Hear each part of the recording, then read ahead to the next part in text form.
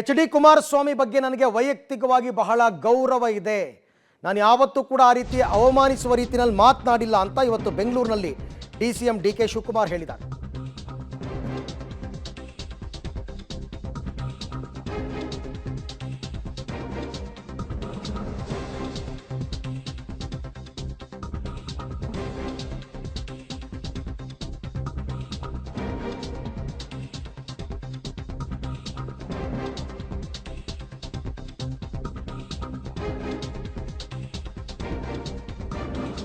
ಎಚ್.ಡಿ.ಕೆ. ಬಗ್ಗೆ ನನಗೆ ವೈಯಕ್ತಿಕವಾಗಿ ಬಹಳ ಗೌರವ ಇದೆ, ಈಗಲೂ ಗೌರವ ಇದೆ, ಮುಂದೆನೂ ಇರುತ್ತೆ.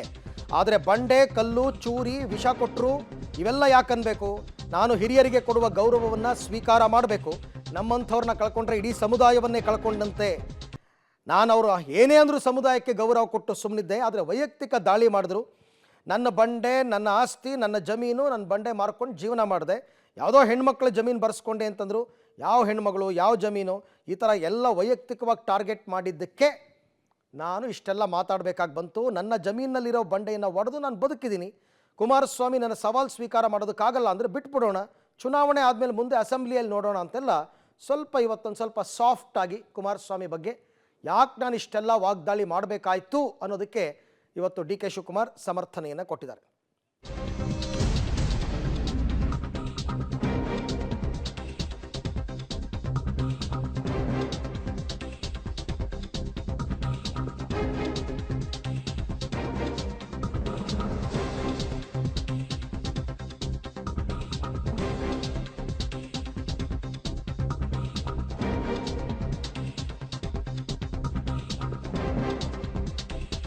ಯಾವ ಬಂಡೆ, ಯಾವ ಜಮೀನು, ಯಾವ ಹೆಣ್ಮಕ್ಳು, ಅಯ್ಯೋ ನನ್ನ ಜಮೀನಲ್ಲಿರೋ ಬಂಡೆಯನ್ನು ಒಡೆದು ನಾನು ಬದುಕಿದ್ದೀನಿ.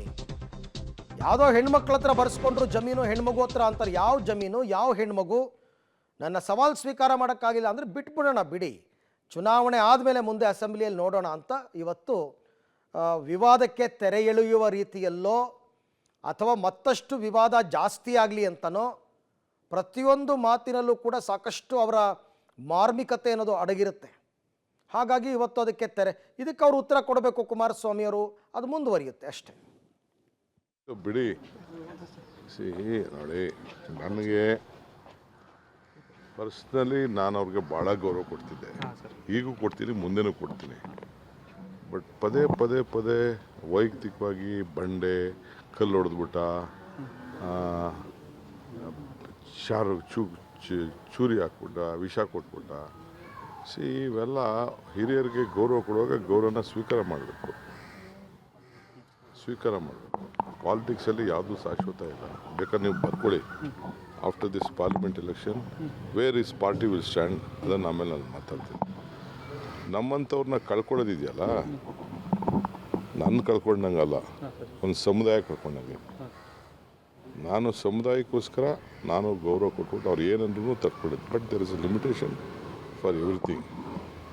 ಪರ್ಸ್ನಲ್ ಅಟ್ಯಾಕು, ಮತ್ತೊಂದು ಅಟ್ಯಾಕು, ಏನೇನೋ ಯಾವುದೋ ಹೆಣ್ಮಕ್ಳು ಕೈಲಿ ಜಮೀನು ಬರ್ಸ್ಕೊಬಿಟ್ಟಿದ್ದು. ಯಾವ ಹೆಣ್ಮಕ್ಳ ಮೇಲೆ ಬಂಡೆ ಹೊಡೆದಿದ್ದು? ನನ್ನ ಬಂಡೆ ರೀ, ನನ್ನ ಕಲ್ಲು, ನನ್ನ ಆಸ್ತಿ, ನನ್ನ ಜಮೀನಿರೋ ಬಂಡೆ ನಾನು ಹೊಡೆದು ನಾನು ಬದುಕೊಂಡಿದ್ದೀನಪ್ಪ. ಯಾವುದೋ ಒಂದು ಕಾಲದಲ್ಲಿ ನಾನು ಮಾಡ್ತಿದ್ದೆ, ಈಗ ನಿಲ್ಲಿಸಿದ್ದೀನಿ. ನನ್ನ ಮಕ್ಳ ಕಾರ್ಯಕ್ಕೆ ಅದಾಗ್ಬೋದು ಅಂತ ಬಿಟ್ಬಿಟ್ಟೆ ನಾನು. ಅವೆಲ್ಲ ಬೇಡ, ಆಯಿತು. ಅವ್ರ ಕೈಲಿ ಸವಾಲು ಸ್ವೀಕಾರ ಮಾಡೋಕ್ಕಾಗಲ್ಲ, ಬಿಟ್ಬಿಡೋಣ. ನಾವು ಬೆಂಗಳೂರು ನಗರದ ಎಲ್ಲ ಜನರಿಗೂ ನಾವು ಇವತ್ತು ಕುಡಿಯೋ ನೀರನ್ನ ಇಂಥ ಕಷ್ಟ ಕಾಲದಲ್ಲೂ ನಿಭಾಯಿಸ್ತಾ ಇದ್ದೀವಿ. ಪಾಪ ಅವ್ರು ಏನಾದ್ರು ಮಾತಾಡೋಕ್ಕೆ ಬೇಕಲ್ಲ, ಡಿವೇಟ್ ಮಾಡಬೇಕಲ್ಲ. ನಾನು ಡಿವೇಟ್ ಮಾಡೋಕ್ಕೆ ಈಗ ನೋಡಿ BJP ಅವರು ಏನೇನೋ ಮಾತಾಡ್ತವ್ರೆ, ಏನೇನೋ ಆ್ಯಂಗಲಲ್ಲಿ ಮಾತಾಡ್ತವ್ರೆ, ರಿಕ್ವೆಸ್ಟ್ ಮಾಡ್ಕೋತಾ ಇದ್ದಾರೆ ಇಲ್ಲಿಗೆ ಬಿಡಿ ಅಂತ. ನಾನು ಯಾರು ರೀ? ನಡೆದವನು ಎಡಿತಾನೆ. ಯಾರು ಮಾತಾಡು ಅಂತ ಹೇಳಿದವ್ರು ಯಾರು? ಮಾತಾಡು ಅಂತ ಹೇಳಿದವ್ರು ಯಾರು? ಒಂದ್ಸತಿ ಮಾತಾಡಿದ್ಮೇಲೆ ಈ ಬಗ್ಗೆ ಮತ್ತಷ್ಟು ಮಾಹಿತಿ ನನ್ನ ಕೊಲೀಗ್ ಸುಖೇಶ್ ಅವರಿಂದ ಪಡೆಯೋಣ. ಸುಖೇಶ್, ಡಿ.ಕೆ. ಶಿವಕುಮಾರ್ ಅವರ ಇವತ್ತಿನ ಮಾತು ಇದೇನು ಕದನ ವಿರಾಮನ, ಅಥವಾ ಇಂಡೈರೆಕ್ಟಾಗಿ ಕುಮಾರಸ್ವಾಮಿಗೆ ಮತ್ತೆ ಚುಚ್ಚಿದ್ದ, ಅಥವಾ ಇದು ನಮಗೆ ಬ್ಯಾಕ್ ಸ್ಟ್ಯಾಬ್ ಆಗ್ಬೋದು ಕುಮಾರಸ್ವಾಮಿನ ಬೈಯೋದ್ರಿಂದ ಅಲ್ಲಿಗೆ ನಿಲ್ಲಿಸ್ಬಿಡೋಣ ಅಂತನ, ಅಥವಾ ನನ್ನನ್ನು ಕಳ್ಕೊಂಡ್ರೆ ಸಮುದಾಯ ಕಳ್ಕೊಂಡೆ ಅಂತ ಹೇಳಿದ್ದು ನನ್ನ ಹಿಂದೆ ಇಡೀ ಸಮುದಾಯ ಇದೆ ಅಂತಕ್ಕಂಥ ಎಚ್ಚರಿಕೆನ, ಏನು ಲೆಕ್ಕಾಚಾರ ಇವತ್ತು ಡಿ.ಕೆ. ಶಿವಕುಮಾರ್ ಅವರ ಮಾತು? ಅರವಿಂದ್, ಒಂದು ಸ್ಪಷ್ಟ, ಡಿ.ಸಿ.ಎಂ. ಡಿ.ಕೆ. ಶಿವಕುಮಾರ್ ಅವರ ಮಾತನ್ನು ನೋಡ್ತಾ ಹೋದರೆ ಎರಡು ರೀತಿಯ ಸ್ಟ್ರಾಟಜಿಕಲ್ಲಿ ಅವರು ದಾಳವನ್ನು ಉರುಳಿಸ್ತಂತೆ ಕಾಣಿಸ್ತಾ ಇದೆ. ಒಂದು, ತಾತ್ಕಾಲಿಕವಾಗಿ ಒಂದು ಕದನ ವಿರಾಮ ಇರಲಿ ಅನ್ನುವಂಥ ಲೆಕ್ಕಾಚಾರ ಇದ್ದರೂ ಇರಬಹುದು. ಒಂದು.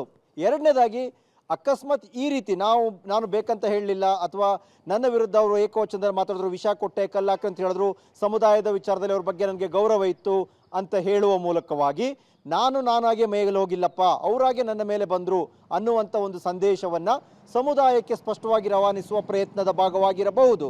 ಆದರೆ ಇದರಲ್ಲಿ ಇನ್ನೊಂದು ಟ್ವಿಸ್ಟ್ ಕೂಡ ಇರಬಹುದು.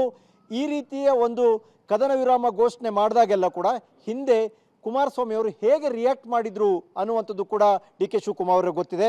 ಹಾಗಾಗಿ ಈ ಕದನ ವಿರಾಮಕ್ಕೆ ಆ ಕಡೆಯಿಂದ ಗ್ರೀನ್ ಸಿಗ್ನಲ್ ಸಿಕ್ಕಿದ್ರೆ ಓಕೆ, ಮತ್ತೊಂದು ರೀತಿಯ ಕೌಂಟರ್ ಏನಾದರೂ ಬಂದರೆ ನೋಡಿದ್ರ ನಾನು ಕದನ ವಿರಾಮ ಘೋಷಣೆ ಮಾಡಿದೆ, ನಾನು ಅವ್ರ ಬಗ್ಗೆ ಗೌರವದಿಂದ ಮಾತಾಡಿದೆ, ಆದರೆ ಅವ್ರು ಏನು ನನಗೆ ಪ್ರತಿಕ್ರಿಯೆ ಕೊಟ್ಟರು ಅಂತ ಅದನ್ನು ಎತ್ಕೊಂಡು ಮತ್ತೆ ಕುಮಾರಸ್ವಾಮಿ ಅವರ ವಿರುದ್ಧ ಮತ್ತೊಂದು ಸುತ್ತಿನ ಯುದ್ಧವನ್ನು ಆರಂಭಿಸಲಿಕ್ಕೆ ಡಿ ಕೆ ಶಿವಕುಮಾರ್ ಅವರ ಕೈಗೆ ಇನ್ನೊಂದು ಅಸ್ತ್ರ ಸಿಕ್ಕಂತೆಯೂ ಕೂಡ ಆಗಬಹುದು. ಹಾಗಾಗಿ ಒಂದು ರೀತಿಯ ಸ್ಟ್ರಾಟಜಿಕಲ್ ಗೇಮನ್ನು ಮೂವ್ ಮಾಡ್ದಂಗೆ ಕಾಣಿಸ್ತಾ ಇದೆ, ಪಾನನ್ನು ಮೂವ್ ಮಾಡ್ದಂಗೆ ಕಾಣಿಸ್ತಾ ಇದೆ ಡಿ ಕೆ ಶಿವಕುಮಾರ್. ಇದನ್ನು ಕುಮಾರಸ್ವಾಮಿ ಅವರು ಹೇಗೆ ಸ್ವೀಕರಿಸಿ ಹೇಗೆ ರಿಯಾಕ್ಟ್ ಮಾಡ್ತಾರೆ ಅನ್ನೋದ್ರ ಮೇಲೆ ಇದು ಕದನ ವಿರಾಮವೋ ಅಥವಾ ಇನ್ನೊಂದು ಸುತ್ತಿನ ಕದನಕ್ಕೆ ಇದೆ ಮುನ್ನುಡಿಯೋ ಅನ್ನುವಂಥದ್ದು ಕೂಡ ತೀರ್ಮಾನ ಆಗುವಂಥ ಸಾಧ್ಯತೆ ಕೂಡ ಇದೆ. ಅರವಿಂದ್, ನಿನ್ನೆ ಎಲ್ಲ ಏಕವಚನದಲ್ಲಿ ಅವನು ಇವನು ಅಂತೆಲ್ಲ ಅಂದು ಇವತ್ತು ಬಂದ್ಬಿಟ್ಟು ಕುಮಾರಸ್ವಾಮಿ ಬಗ್ಗೆ ನಂಗೆ ಈಗಲೂ ಗೌರವ ಇದೆ ಮುಂದೇನೂ ಇರುತ್ತೆ ಅಂತಂದರೆ ಜನ ಒಪ್ತಾರಾ?